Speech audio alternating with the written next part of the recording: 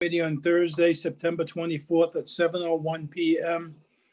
in accordance with Governor Armando's Executive Order 20-75 dated September 9, 2020.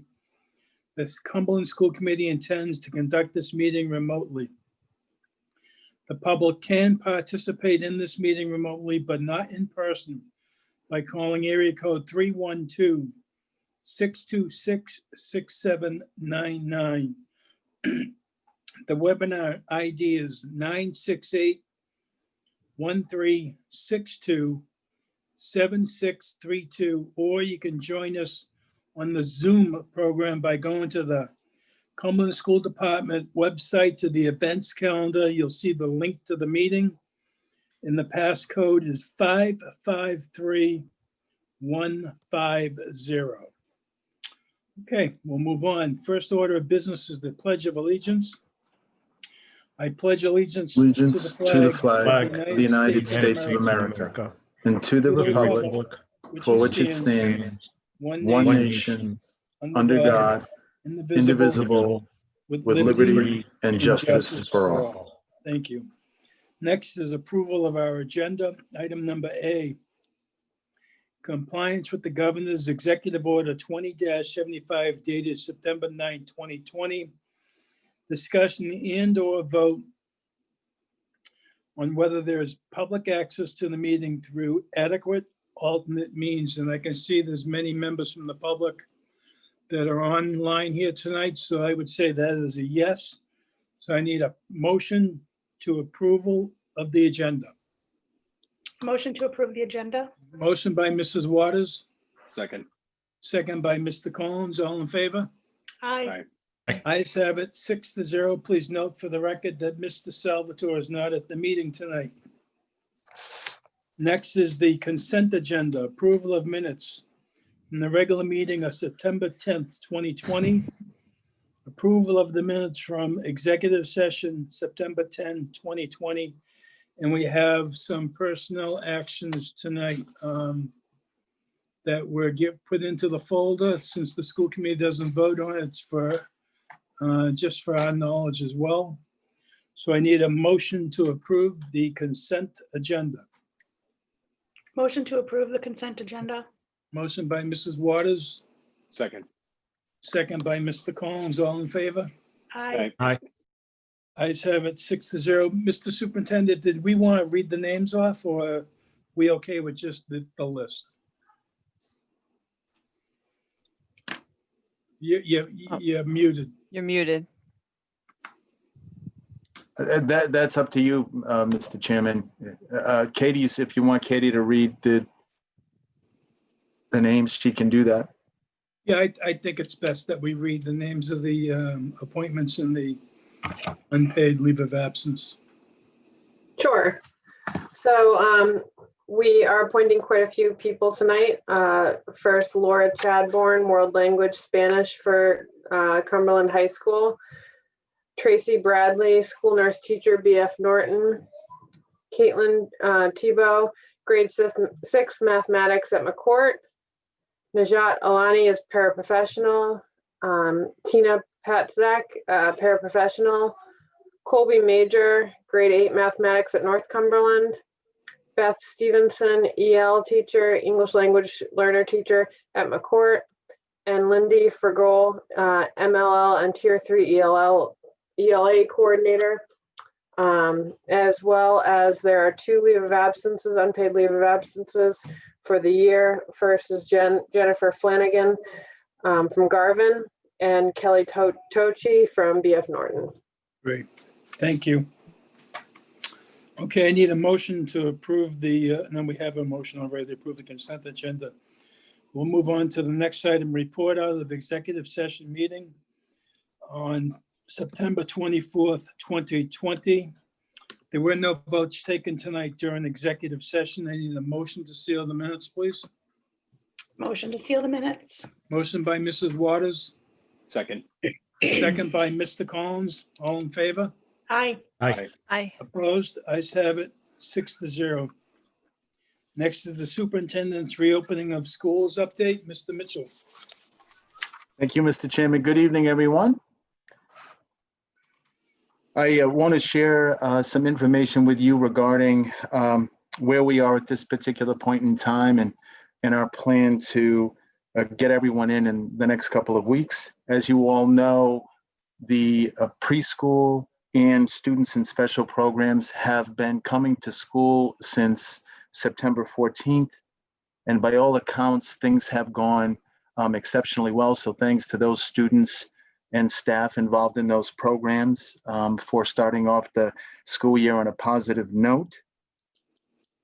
As everyone knows, our goal is to get everyone back with the hybrid model by Tuesday, October 13th.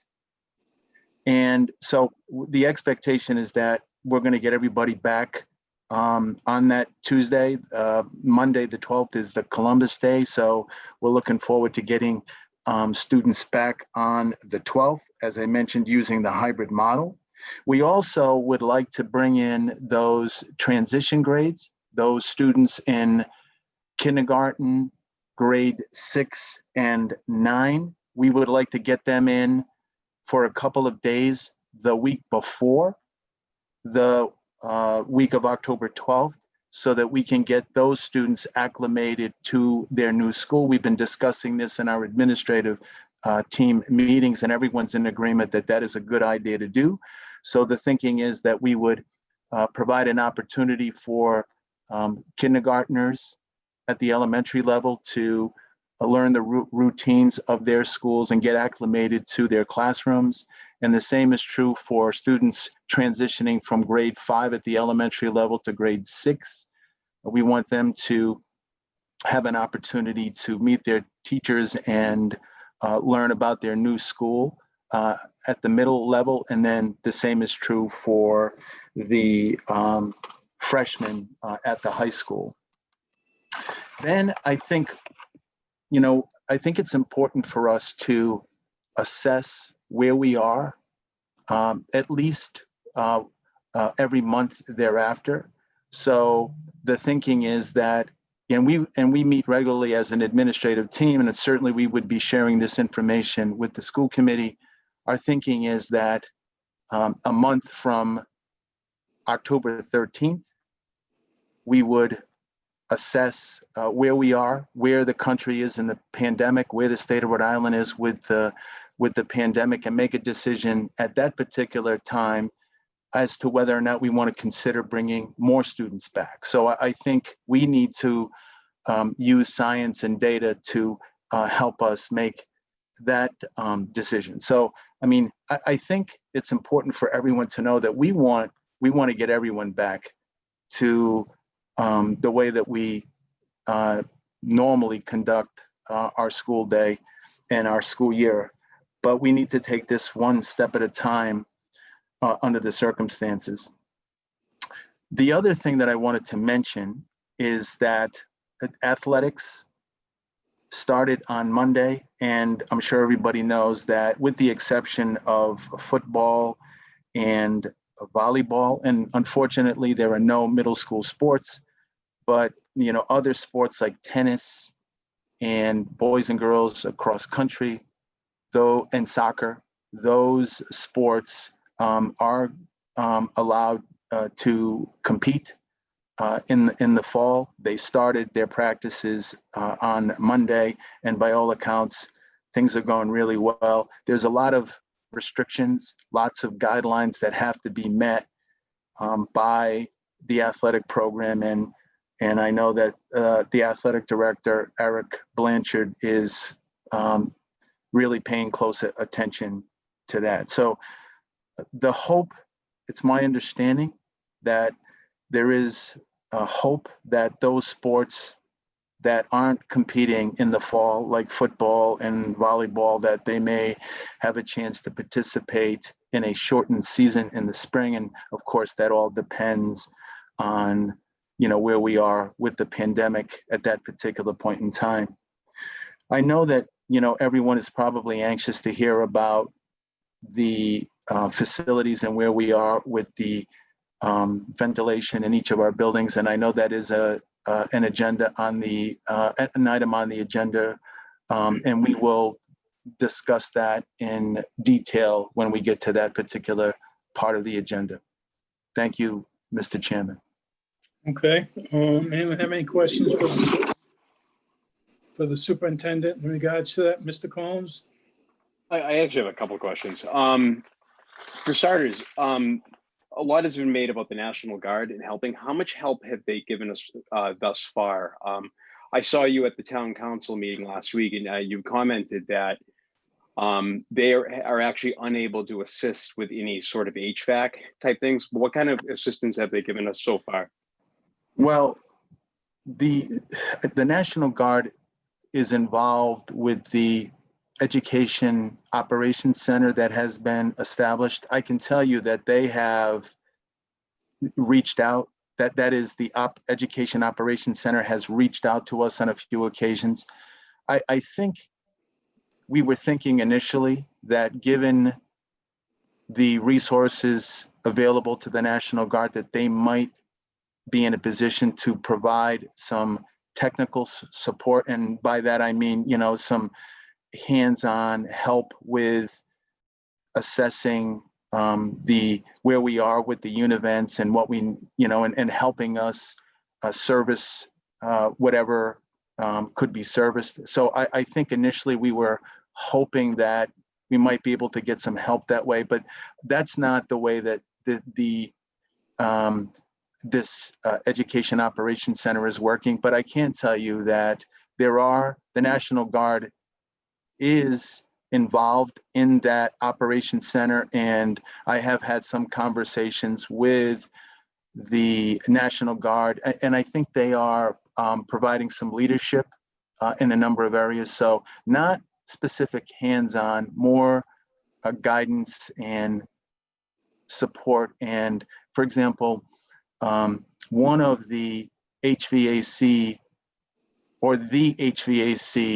company that is, I guess, being utilized by the state to help districts is Arden. So they have put Arden in contact with us, and Arden is actually helping us to address the issues that we have in our building. So I think, to answer your question, and sorry for the long-winded response, Mr. Collins, I think they are providing more leadership than hands-on support for the kinds of things that we were hoping might happen initially. No, I have another, I actually have a couple, so I'll make sure everybody else gets a chance to. One of the things I noticed is in the staffing report, we're seeing an increase in leave of absences.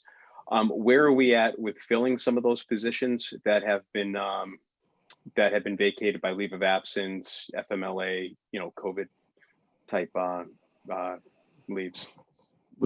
I'm glad you asked that question, and I know that Mrs. Duncanson, our HR director, is on the call, and she could provide more specific detail. But one of the real major challenges that we are faced with is staffing, because we do have a number of teachers that have taken a leave of absence out of concern. They may be immunocompromised themselves or have some other issue. I know that we have some teachers, that are out on medical leave, and we are really struggling to find certified folks available to fill those positions. So substitutes and finding certified individuals to fill the vacancies is a real challenge, because every district in the state is experiencing the same thing. Mrs. Duncanson, is there anything that you wanted to add to that, or does that pretty much summarize where we are? Pretty much summarizes it. It's really a race to hire. When I give an offer of employment to someone, a lot of times they say, well, I'm waiting to hear from 3 other districts. So if you could give me a couple hours, I'll get back to you.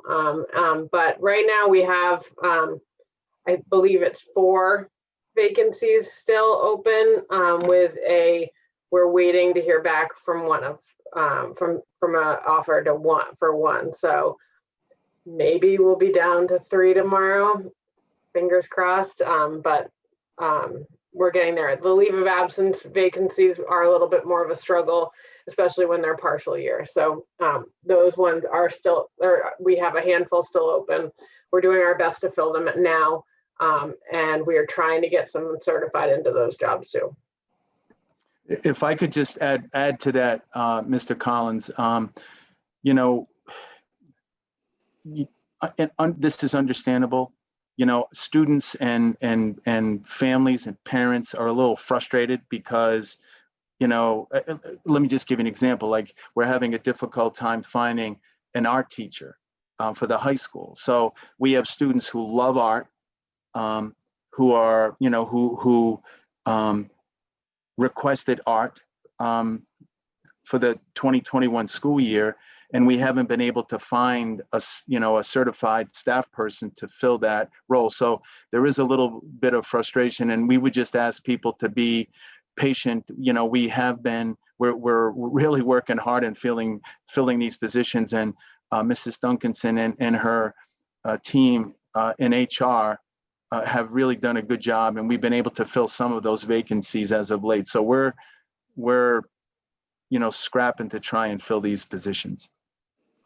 I just have one more follow-up question regarding that. One of the concerns I've had since back in June when we were looking at these hybrid models is staffing. So we have to keep people in certain cohorts. In the past, when there is a lot of teachers are out, there's things you can do. Other teachers can cover classes. You can move them into a larger room. That's not going to be an option with the hybrid model when we go face-to-face instruction. So what is the plan? Inevitably, because the state has handed down these guidelines. If you have any sort of symptom, and those symptoms could be allergies, it could be the regular flu, it could be whatever, it could be strep throat, but people are going to have to stay home. We're going to hit a threshold. And I think my question is, what is the threshold at each school for staff being out? For example, a community, off the top of my head, maybe 7 or 8 teachers any given weekend.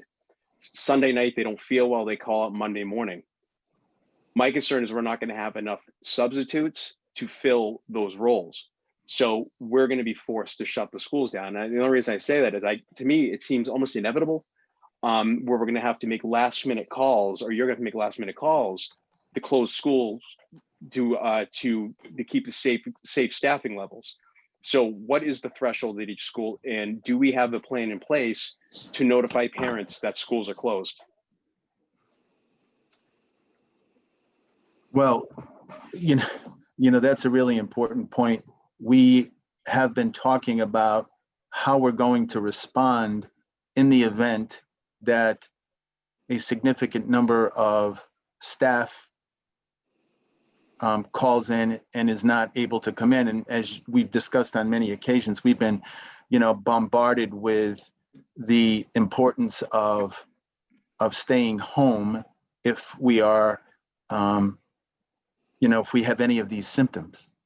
So, you know, is there a possibility that on a given day, we may be in a situation where we may have to call off school at a specific school because we just don't have the staff to instruct all of the students, and we don't have the subs to fill those positions? And I'm not saying that to alarm anyone, but I don't know that it's, you know, a stretch to, you know, think that could possibly happen. So we have had that conversation.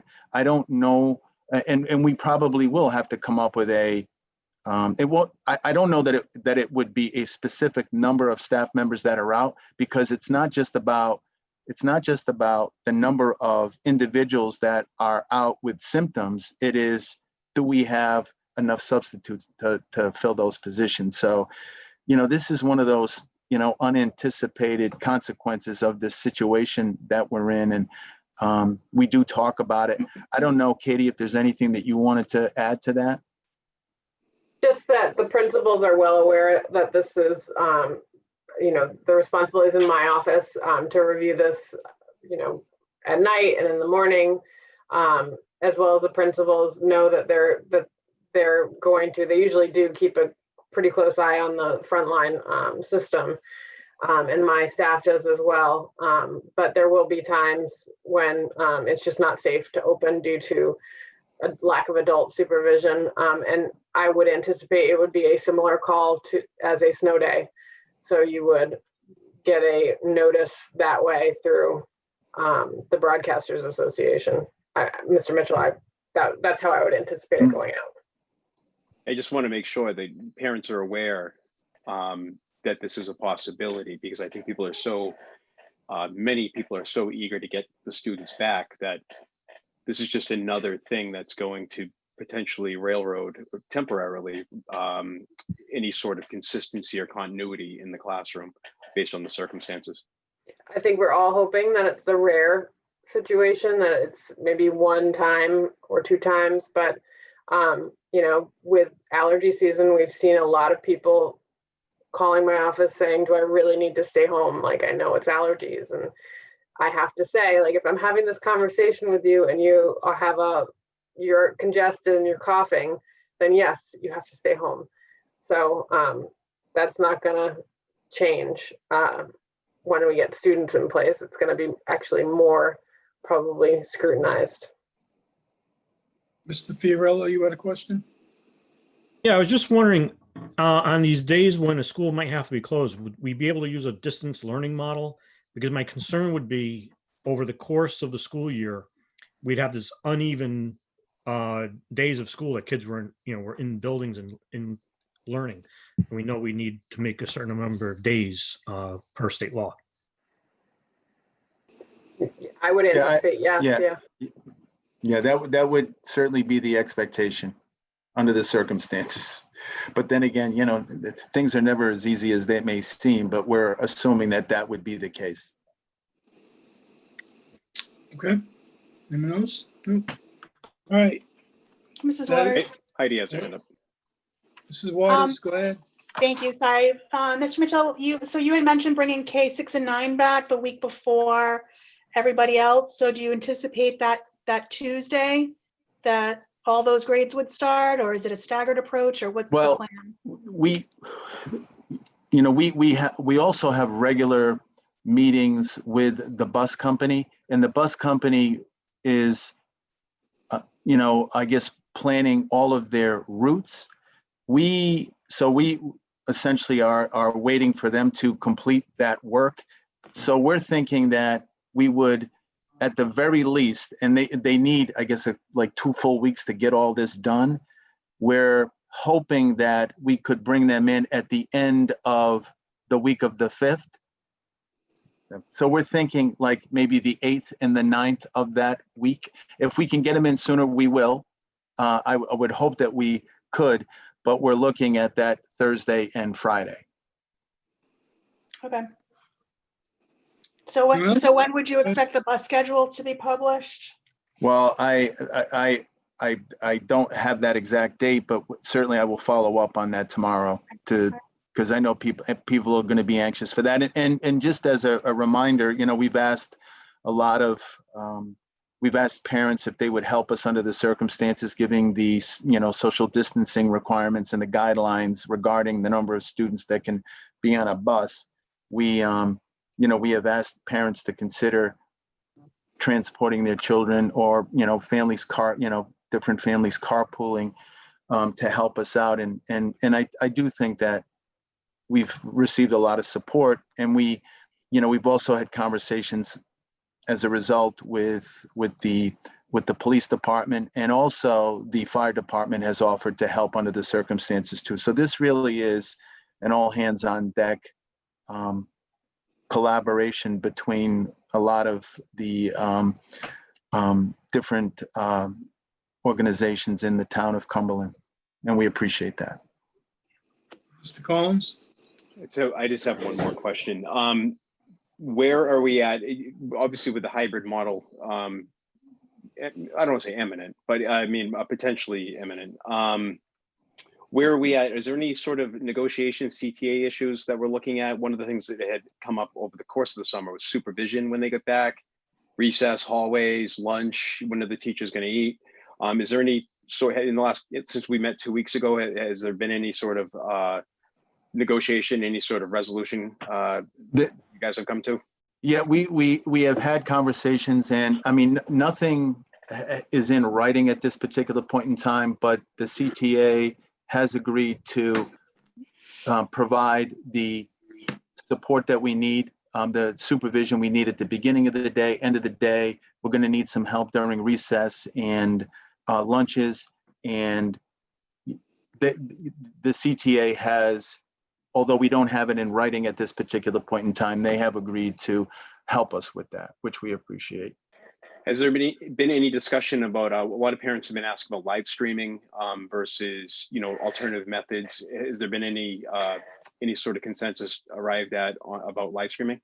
So without getting into any specific detail, I can tell you that we have reached consensus on live streaming. So I think we're, you know, moving forward with our, you know, with the plans around live streaming as well. So, you know, I think, you know, we're in a pandemic, and I think everyone is being flexible in, you know, supporting whatever we need to do to make sure that everybody's safe and we got everything covered. So more detail will be coming out about that in the near future. Okay. That it for your superintendent's report, Mr. Mitchell? Yes, sir. All set. Thank you, Mr. Chairman. Okay, thank you. All right, so we're going to move to reports of standing committees. Item number A is payment of the bills. There were no payment of the bills tonight.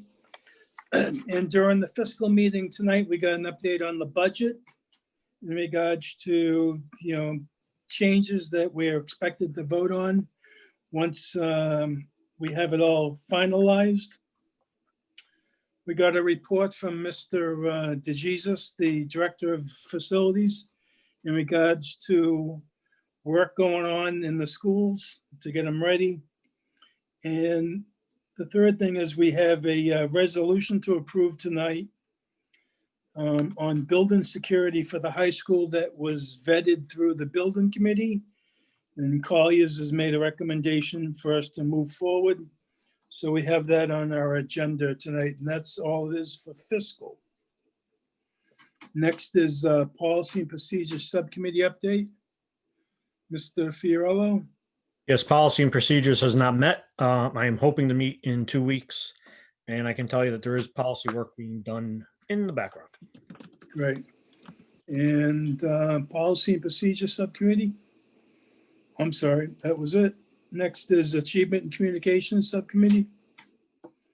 Ms. Friedman? The Achievements and Communications Subcommittee has not met, but will be meeting Tuesday night at 5:30. Tuesday night at 5:30. Thank you. And District Health and Wellness Subcommittee update. Mrs. Bernardo? Thank you. Yes, we have not met yet at this time. So we will look into possibly October once we're kind of in hopefully a new routine district-wide. Okay, great. Thank you. All right, so we have the first of 2 comments from the public tonight. If you'd like to speak and address the school committee, we need your name and address for the record. The school committee has a policy of 3 minutes. And the policy is because of the way the agendas are set up for school committees that we cannot answer you, but we will get you an answer back. But you can make a comment to the public and it is restricted to 3 minutes. So Mr. Chandler, is there anyone from the public at this time have their hand raised, or could you explain to the public how to, you know, make themselves known?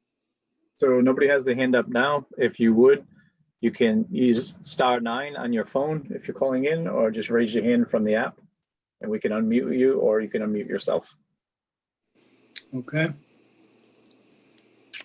Nobody at this time, Mr. Chandler? No, there's not. Okay, then we will move on to the next order of business, which is new business. An update from Sedesco on student food services. Mrs. Spillane, are you here, Ms. Spillane? She is here. Let me open her up. Excuse me, Mr. Chairman, you skipped over item A. That's what I'm working on. Item update from Sedesco and Student Food Services. No, the discussion and or vote on the Eagle project. you have That is not on my agenda. It's an updated agenda that was sent out. All right, Mr. Chairman, would you read that for me, please, then? I mean, Mr. Mitchell? Yes, certainly, yes. Thank you, Mr. Chairman. Item A on the updated agenda is a discussion and or vote to approve a Cumberland High School students Eagle Scout project.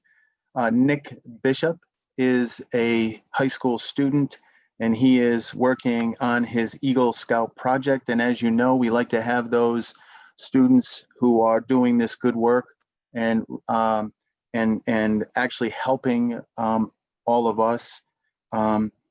We ask them to come before you and they will share some information about their project. And in this particular case, Nick is hoping to get the support of the school committee. So Nick, are you out there? Yeah, right here. Okay. Hi, Nick. Welcome. Now, Nick, I know that you have a presentation that you'd like to share with the school committee. Is that correct? Yes. Okay. So, Nick, you're on. All right. Welcome. There we go. Thank you. All right. Thank you for having me on. I really appreciate it. So, as you can see right on the screen in front of you, my name is Nick Bishop. I'm currently trying to get my Eagle Scout rank, which is the final rank in Boy Scouts. And to do that, you have to complete a service project. And I'm going to be servicing the Heartbreak Trail, which is located near the cross-country trails, or in the cross-country trails of North Cumberland Middle School. So I'm breaking this down into two phases. The first phase is going to be removing roots that are intruding on the path, and then applying a layer of crushed stone. So there's a lot of overgrown roots on this particular part of the trail, and we need to remove them because they're in the way. It's not good for when the students are running. After that is done, a layering of crushed stone is going to be applied to some parts of the trail that are just completely dirt now. It's a better running surface, and it helps to clarify where the path is. Yeah. And then once that's done, there's a bit of a drainage problem near the back of the cross-country trail of Heartbreak Trail. And to fix this, I'll be layering some stones across it to kind of level out the surface, and then covering that with crushed stone. And once that is complete, it'll be solving the drainage problem. And then finally, just to go over some safety precautions, just in case. Due to COVID-19, obviously there's going to be a lot of restrictions on this project. It's going to need to be handled a lot differently than it would be otherwise. So according to the Boy Scouts of America, they decided to cap the participants to 10. And some safety precautions such as mask wearing and social distancing will always be followed for the entirety of the project. And any other additional safety guidelines that are necessary will be followed during this project, as well as any physical normal hazards as well. Thank you. Okay. Is there any members of the school committee that has a question for Nick or anything in regards to this project? Go ahead, Mr. Collins. Oh, yeah. Nick, thank you so much. How long do you think it's going to take you to do this? So I'm planning on doing the two phases, either at the end of this month or at the beginning of November. And if I do it at the end of this month, I'll hope to be done by the end of November. And if I do it at the end of November, I'll hope to be done by the middle. So the actual project itself will probably take maybe a week or so to just get everything done with the confirmations and everything. Great, thanks. Yep. Okay. Anyone else from the school committee? Mr. Chairman, if I may, I don't know, I'm sorry, is there anyone on the school committee? I don't want to cut any school committee members off, but I know that one of the challenges that Nick has is funding. And as you can imagine, under the circumstances, because, you know, we are so impacted by this, you know, situation that we're in with this coronavirus. I know that Nick, you know, hasn't been able to do the fundraising that he would have hoped. So I haven't had a chance to talk to Nick specifically about this, but I just want to ask the public, if there's any way that you might be able to offer some financial support to help Nick, that would be great. I mean, he's moving forward with this anyway, to his credit, but I just think that, and it is a benefit not only to the school department, but also to the town. If there was some way that, folks would consider helping, I think he would appreciate that. Is that right, Nick? Yeah, that'd be very greatly appreciated. Thank you. I might not need that much just because usually donations of crushed stone are received for a project like this. So it's not going to be extremely expensive, but that is always appreciated. So thank you. How much do you anticipate that you need at this point, Nick? Well, so if we were to do the delivery of crushed stone, we'd be getting something called the blue eco-friendly crushed stone. I looked up the prices. It was about like $30 per square yard, and obviously a little bit more for the ton. So the price that I came up with, we were going to get 30 to 40 meters. It's just about, I believe it was like 700, maybe a little less than that. Yeah. 700, did you say? I didn't hear I don't that. know. I haven't gone over the specific calculations yet, just because I'm still writing some paperwork. And yeah, if you need to answer that question, I can always just send it to you. Okay. Well, I just want to try and get you some help if you need it. That's all. That's the reason why I thought I should bring it up. Thank you. Yep. Thank you, Mr. Chairman. Thank you. All right, I need a motion to approve the Eagle Scout project. Motion to approve. Motion by Mrs. Waters, Second. Second. second by Mr. Collins and Mrs. Friedman. Any further discussion? Just want to Hearing say none. congratulations, Nick. Yeah, good luck. All in favor? Aye. Aye. Aye. Opposed? Ayes have it, 6-0. Congratulations, good luck. All right, next is update from Sedesco on student food services. Shauna Spillane, are you here?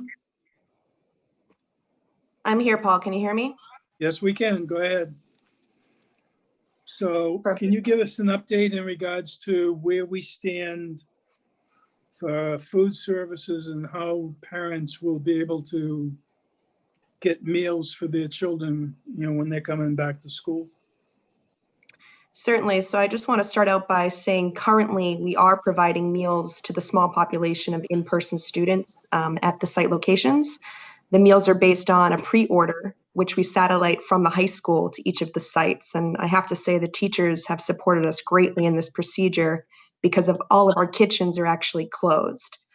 So thanks to them for their help.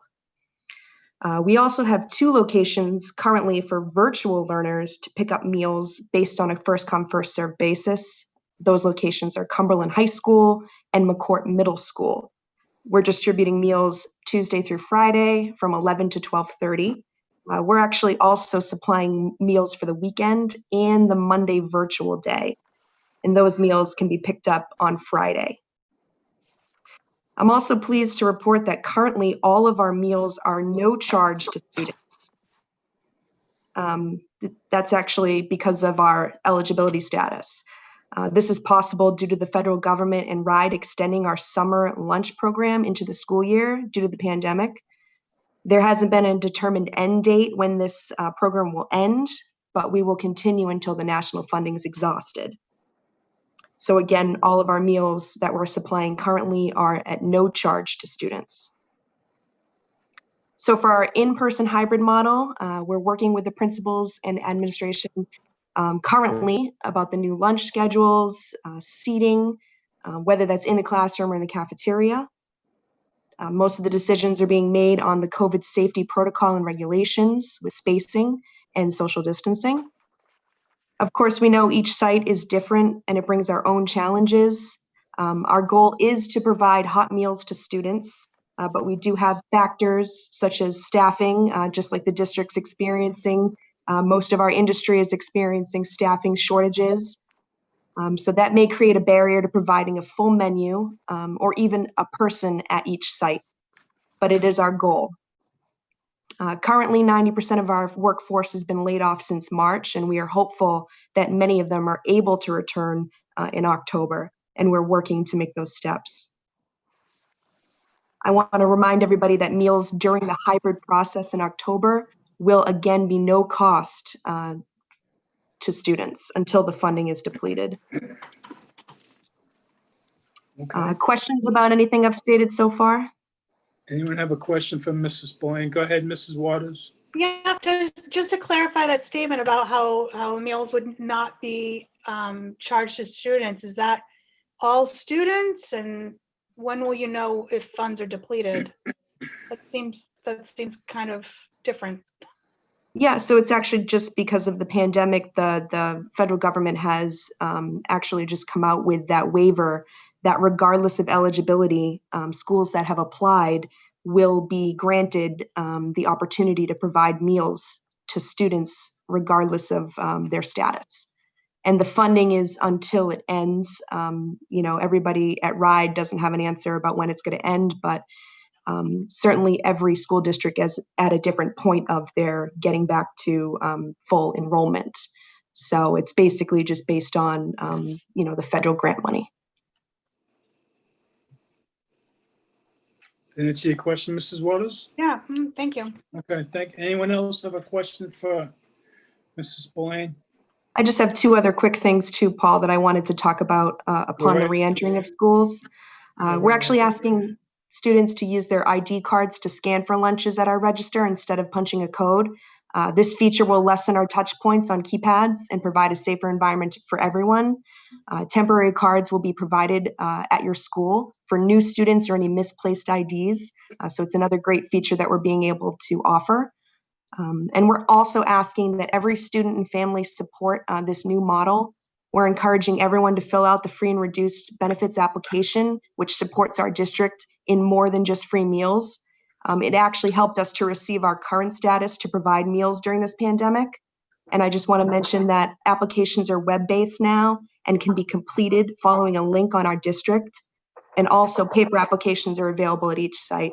So it's very easy to do. And again, it supports us in so many ways. And we'd appreciate it if you would take the 10 minutes to apply. Okay, thank you. Anything else? Thank you. Is this, Mrs. Blaine, is this new that we can swipe our ID cards to pay for the lunch? Yes, it's actually something we've had the capability to do with our registers, but we haven't, used it before. But we're actually trying to, again, to limit those touch points with having each student enter their ID. So would this be a way for the school department moving forward to have all students and staff have to swipe a card going forward to minimize the amount of losses that we have? Yeah, I mean, it would be definitely another security feature. The student ID barcode that's on the ID is obviously imported into our register, and it confirms that the student is whom is the badge belongs to. But also you can create meal cards by just having a name and a scan code on it. Okay. Okay, any other questions? Go ahead, Mrs. Waters. Just around the cards. What are the logistics of the cards? So I think I heard you say they were temporary cards. Will they be like ID cards? Will they wear them on a lanyard? How will the kids, I'm thinking elementary kids, how will they kind of maintain control of these cards? What does that look like? So I can't speak to the actual policy because one has not been created yet, but we did try to scan an old ID at the high school and it actually worked in our register system. But you're also able to have a temporary paper card in place of the ID, or if obviously you've lost it or you're a new student and you're waiting for that, hard copied ID. I'm not sure what that's going to look like at the elementary level, but we're hopefully using this model first at high school and middle schools. Okay. Anyone else? Okay, thank you for the update, and hopefully things go well when we go back to school. Yes, thank you. All right, next is update on school building and ventilation systems. Mr. Mitchell. Thank you, Mr. Chairman. I'd like to give everyone an update as to where we are with the ventilation work that is being done in all of our schools. I think first and foremost, I think it's important for everyone to know that we meet every day. Members of the central office leadership team, meet. That includes Mr. Prignano, Mr. Chandler, Mr.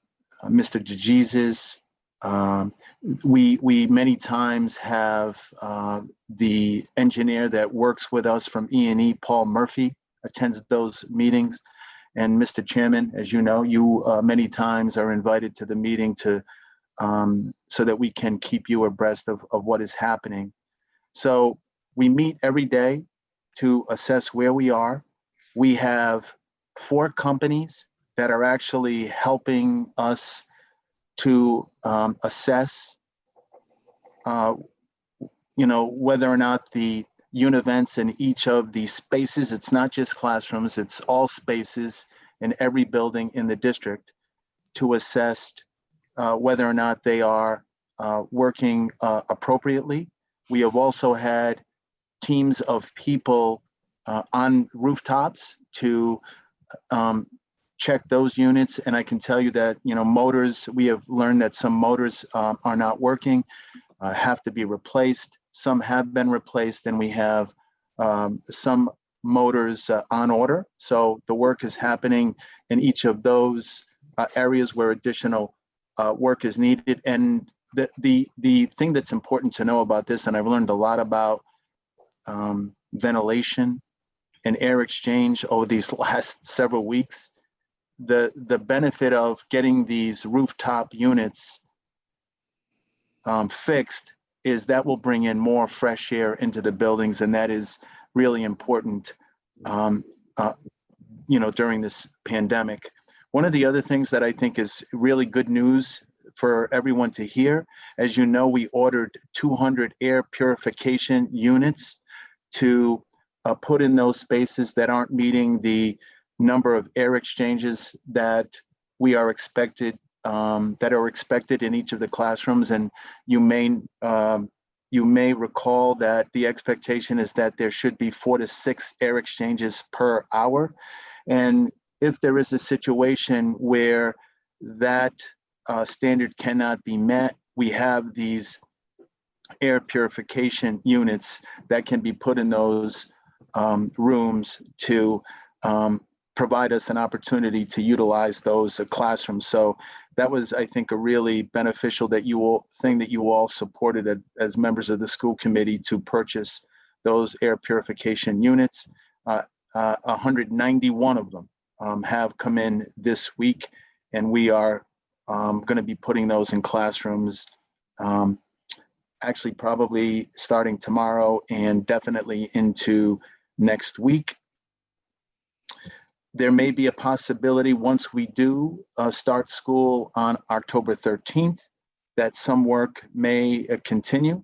I think the important thing everyone needs to know is we're going to make sure that these all of these rooms meet the standard, and that we're going to be providing a teaching and learning environment that is safe for students and staff. As I mentioned, several times, everyone is going to be brought back on October 13th. We'll get those transition grades in the week before, K, 6, and 9. And one of the other things that we really need to pay attention to, because as I mentioned, we need to ensure that there is fresh air coming into all of our buildings. And one of the things that the service technicians have been really paying attention to are the dampers for each of the classrooms, to ensure that there is the appropriate flow of fresh air coming into each of the classrooms. So dampers are going to need to be open. So one of the things that we really have to pay attention to is the possibility of freezing. And as a result, we know specifically for the high school that we may be purchasing a solution called glycol. And glycol is used in the ventilation system to prevent the system from freezing. It's not inexpensive, but it is something that we feel is necessary. We have actually We have actually used a glycol in all of the other buildings in the district.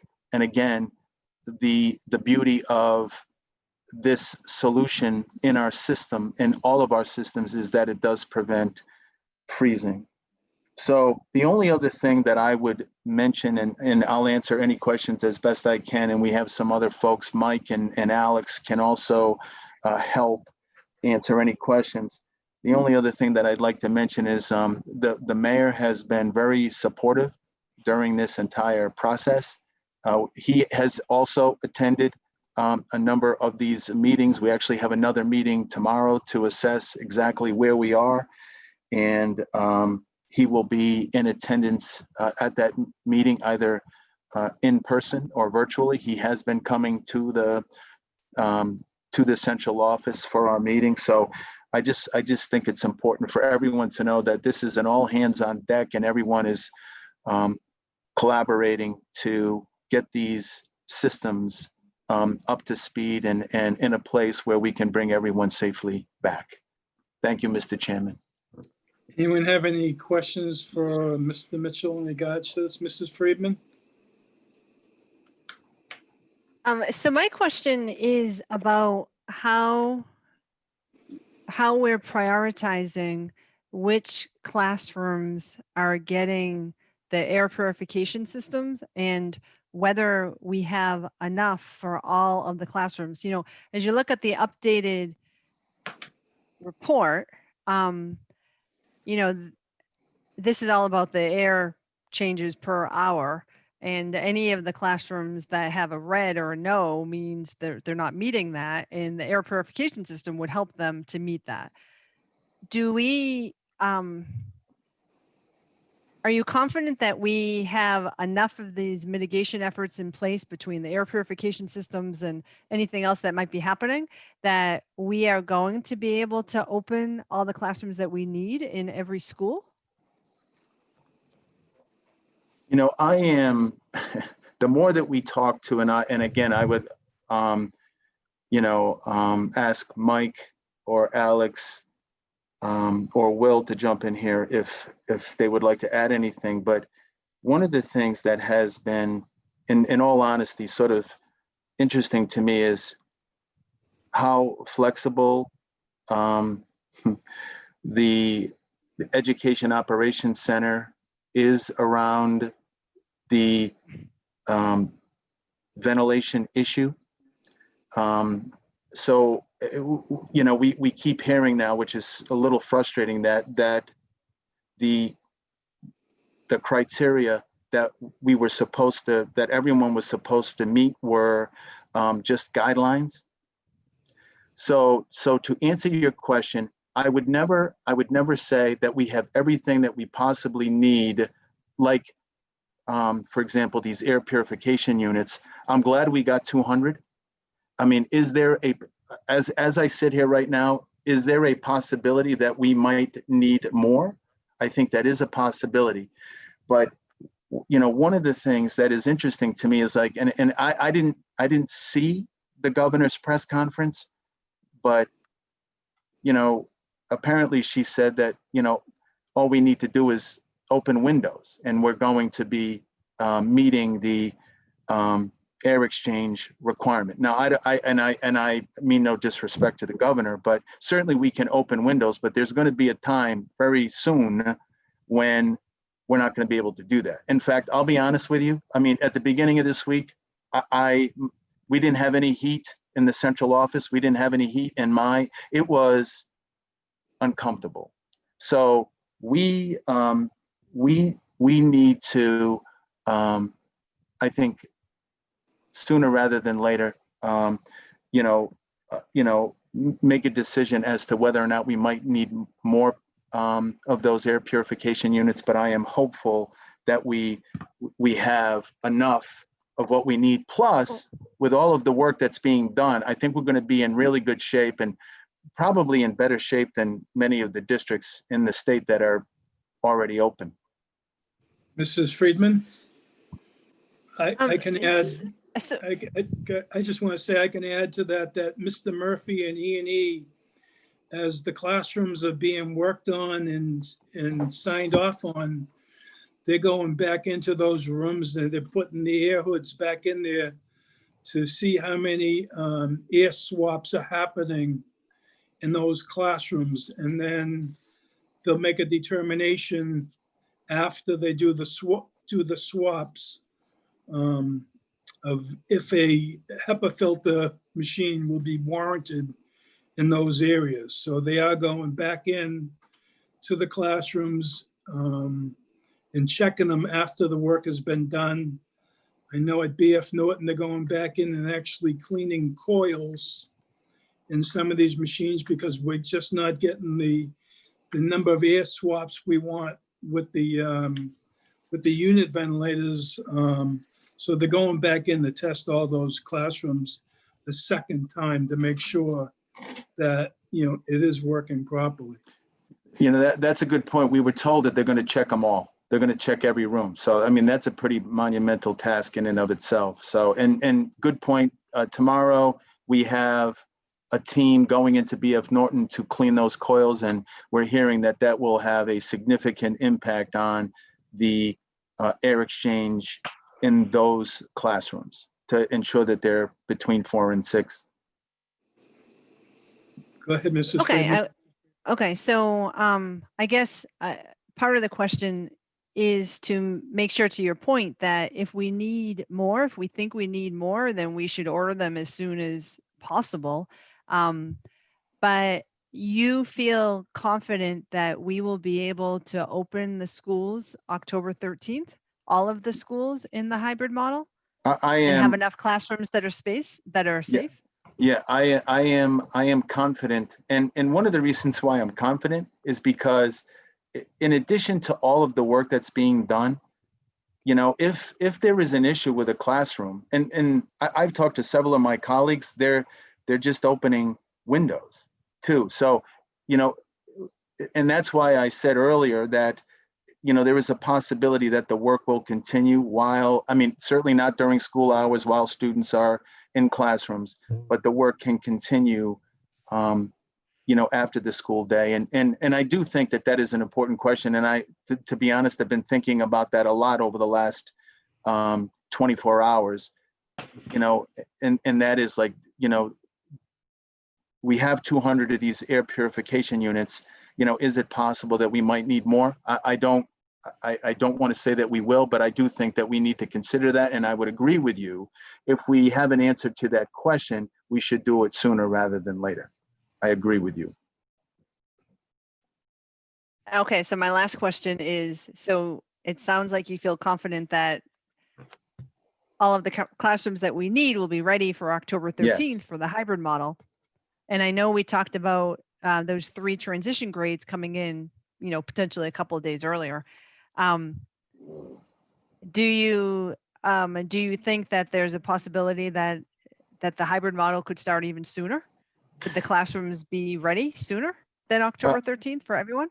I think the issue is less about that right now, Mrs. Friedman, and more about transportation. So to answer your question, I think that we could bring them in. Like I was hoping that we could start bringing students in on October 5th, but I guess the bus company needs a little more time to plan their routes, and I know how people are going to respond to that. But that is, that's where we are right now. That seems crazy. Yeah, really crazy. Mrs. Waters, you had raised your hand? I did, yep. So, Mr. Mitchell, at our last school committee meeting, we had talked about having regular status updates of, where we're at, what the priorities are, what's been done, what's left to do. And, we got somewhat of a response on the 16th as to status of the repairs, and I haven't seen anything since. And I know Mrs. Bolio had mentioned something at the town council meeting as well.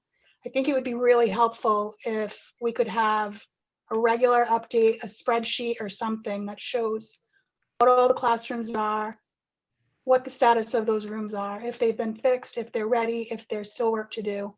I think that would just go a long way to communicating with the families and as well as the school committee.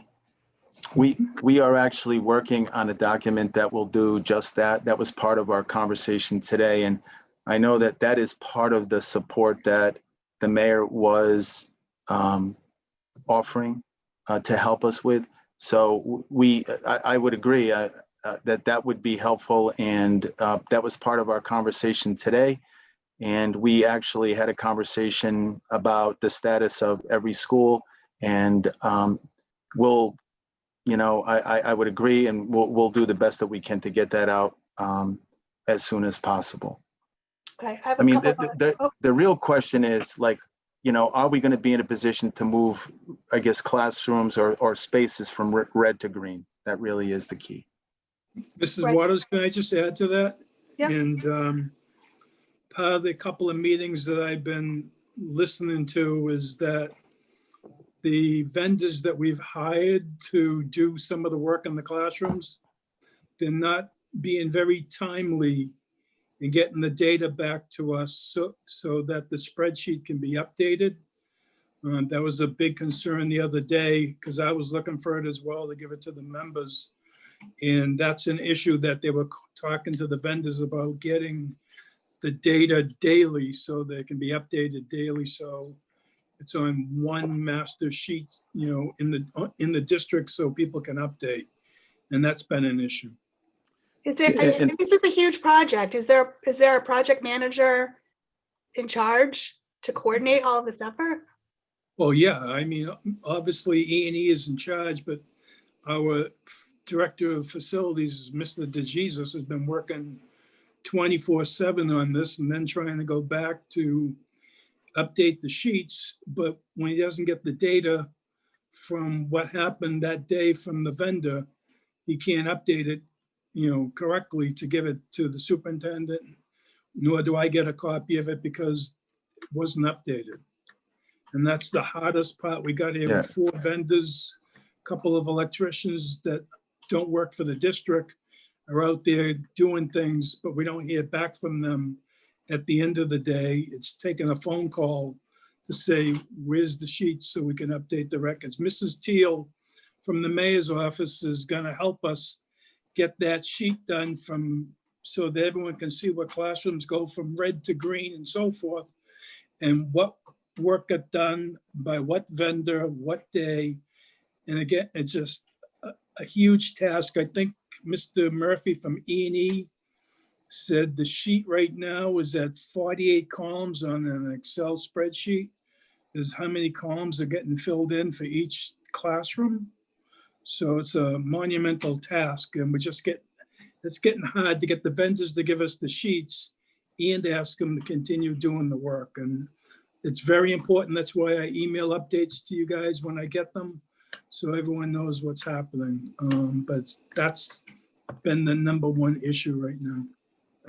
If I could just add to that, I'm never going to make any excuses, but I do think it's important for people to know that we're working with 4 different businesses here, and literally hundreds and hundreds of classrooms. So organizationally, it's a little challenging, but we're getting there. The meeting today was focused just on that, and we are making pretty significant progress. So, we know that is something that we need to get on top of, and we're working on it. Thank you. I think you just made the point of why it's especially important to have a coordinated effort working with so many different vendors. Right. So you're not going back and working in the same classroom twice or something like that. Can I ask an additional question? Go right ahead. Regarding the security project, so we had talked about, one of my questions previous meetings was around the work that's going to get done for the security project and how that would fit into, with the new model with the kids going back to the high school. Did I see that the project is now tabled until the spring or the summer of next year? When is that work going to get done? Mrs. Waters, we have a resolution tonight to approve the project, and then it'll be up to the building committee to coordinate with the school department to figure out when they're going to do the work. Sorry, I couldn't tell you jumped the gun exactly. on my question. I jumped the gun on my question. That's fine. Anyone else have any questions or anything in regards to the ventilation? So I think it's just key, and I said it to the superintendents today, is that just opening the windows is not going to be good enough. You know, when winter comes and the cold and rain is here and we have to shut those windows and still get air circulation through the classrooms. And it's going to be important that once we open school, I only want to open it once if we have to, and and hope that the air circulation, that all the work we've put into this makes it through the year with no issues. We got to get 4 to 6. The governor talked 12 the other day, then she backtracked to 4 to 6. We're doing the work correctly. You can't open windows in the middle of the winter and expect have airflow going through without people wearing winter coats. So the parents out there, I know you're anxious to get your children back in, but we want to get them in once and work through the school year. And so it's been a lot of work going on here throughout the district. All right, if there's nothing else for the update on the building ventilation systems, we'll move on to item D, discussion and a vote to approve the homeschool instruction request for the 2020-21 school year. We have 1 renewal and 12 new requests. I need a motion approval. Motion to approve. Motion by Mr. Collins to approve. Second. Second by Mrs. Bernardo. Any discussion? Hearing none. All in favor? Aye. Aye. Opposed? Ayes have it 6-0. Next is discussion and or vote to approve resolution SCPR 9/2020-17 CHS Building Security Award Contract. This came forwarded to us from the building committee.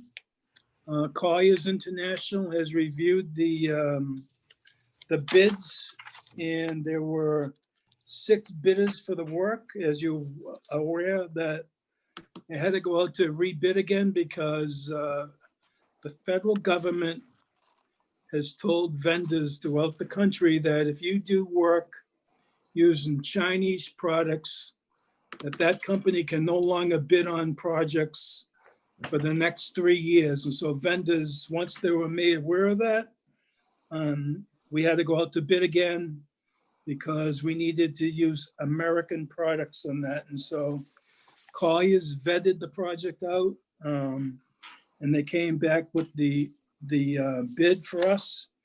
And so again, it'll get managed by the building committee, and they'll coordinate with the high school principal and the administration here to figure out when they'll start the work. So it's an amount of $658,000.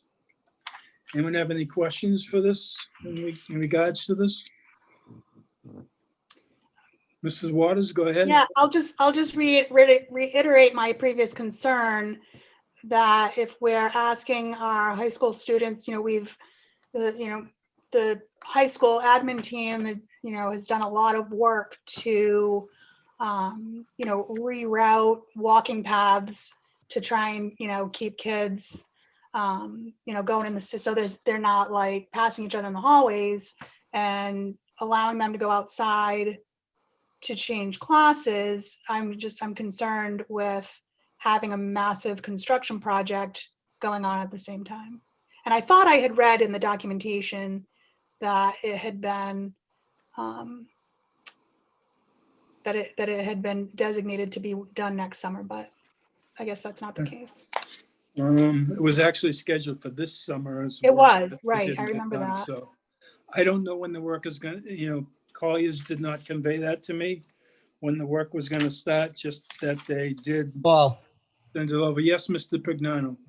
the work will begin almost immediately. We Okay. should be, they'll be worked this October. Okay, This is- so what's the plan there? Well, I'm not sure what you mean by the plan.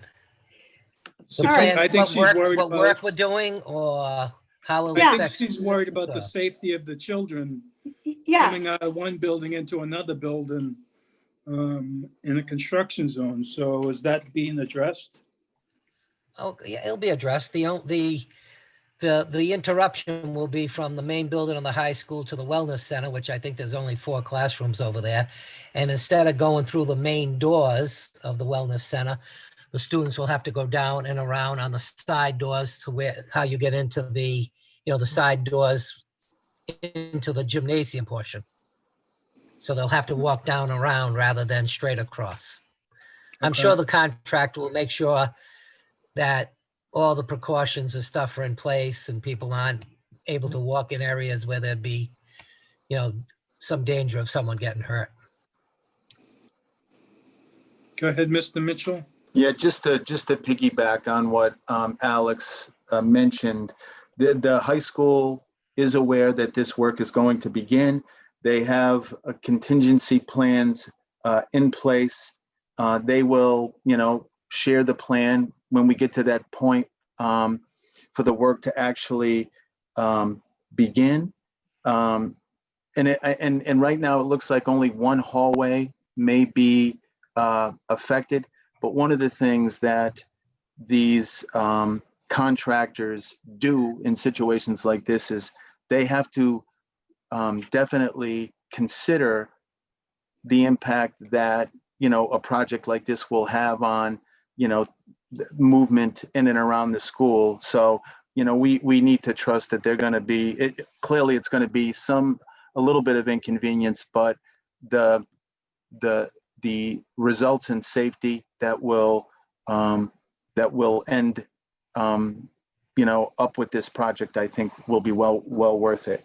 So, and remember, we're going to get, significant reimbursement here too. So your point is well taken, Mrs. Waters, legitimate concern, but we have plans in place to address the construction work that's going to take place. Mr. Collins? I just want to add, I'm actually really glad to hear that this is moving forward. Even today on the radio, I heard people are still talking about tents and picnic tables.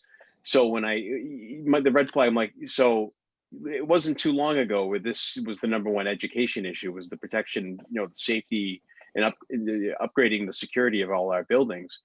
And then now people in a rush to just get kids back or, putting tents out in the open.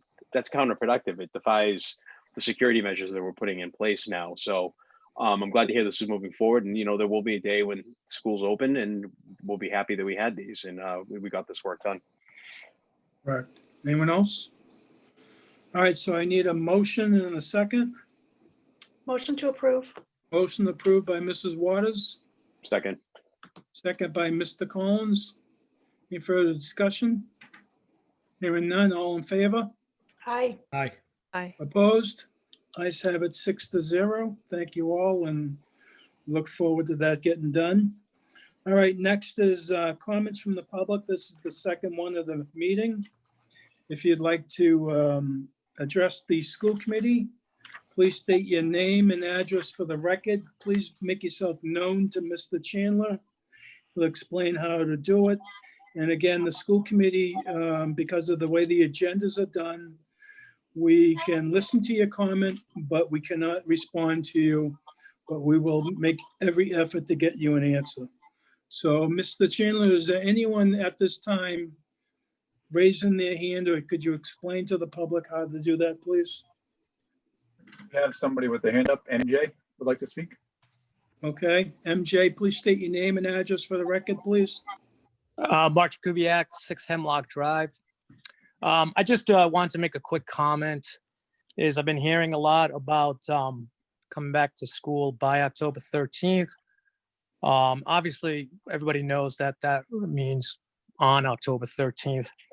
But I just want to reiterate and emphasize how disappointing that is, because just this week, when you have your daughter tell you that there was a teacher who said that they won't have upwards of they won't be able to cover upwards of 80% of the work that needs to be done. This is why I am imploring, let's do everything we can to get these kids back. Okay. Otherwise, we're just going to have a generation of kids that are just going to be missed out, and God forbid other things. My point is also now I'm hearing about bus transportation. It sounds like the bus company was also using the October 13th date now as their little point of reference. I can't understand how the bus transportation hasn't been working on this all along. So, I was late coming in. I may have missed some points in the first update about the reopening plans. So I apologize, but just keep that in mind. When a teacher says that 80% won't be able to be covered, that's a problem. And it should be a legitimate concern from everybody out there. Thank you. All right, thank you. Mr. Chandler, is there anyone else? At this time, there is not anybody. Oh, wait a There's minute. none. Carrie Smith just raised her hand. All right, Mrs. Smith? Hello? Hi, can you hear me? Yes, we can. Okay, thank you very much. Just a question that we could put out there if possible. I know that you're not supposed to answer things at this time, but could somebody publish when the contract with Durham is up and when we're going out for bid? Yeah, we can get you that information. It's that's easy to get to you. Thank you very much. Mr. Chandler, is there anyone else? Not at this time. Okay, thank you, everyone. All right, so we have school committee comments, school liaison reports. Anyone from the school committee have a comment or liaison report? Go ahead, Mrs. Friedman.